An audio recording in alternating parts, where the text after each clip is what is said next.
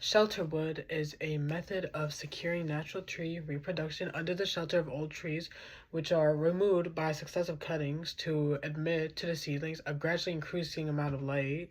And it's important because it promotes natural regeneration and biodiversity of forests by providing light and shelter for these new saplings while it keeps the mature trees alive. This environment has 8 trees, 5 larger trees and 3 little tree saplings. The Shelterwood method requires careful planning, so we need to leave enough trees standing and allow the younger forest to establish itself.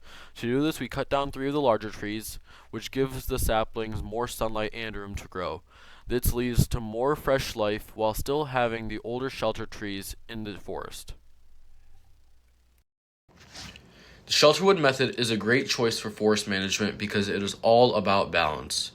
Instead of cutting down all the trees at once, we remove them in stages. This leaves mature, healthy trees standing to protect the young saplings as they grow, while the older trees are cut out and removed from the ecosystem. There are many advantages to the Shelterwood method. Firstly, it encourages natural regeneration. The shelter trees drop seeds, creating a new generation of trees right in their native environment. Second, it protects the soil. Those standing trees prevent erosion and keep the forest floor healthy. Third, it supports wildlife. Animals can continue to have habitats while the forest transitions. And finally, it's sustainable. By harvesting gradually, the forest regenerates, providing timber for today and for decades to come.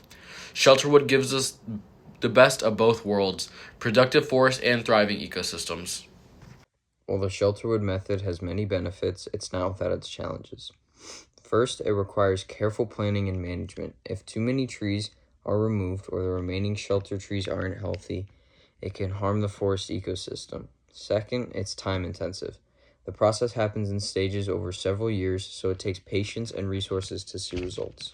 Third, there is a risk of damage to young saplings.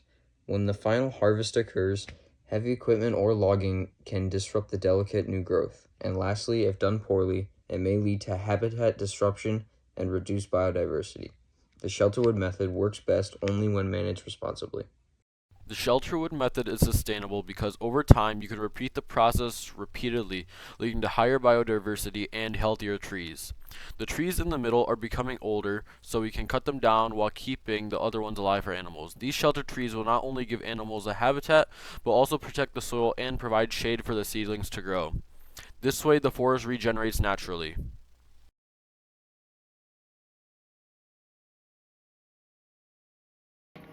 Shelterwood cutting is seen can be a very effective way of promoting new ecosystem growth while allowing for the removal of older generations of trees from a specified area.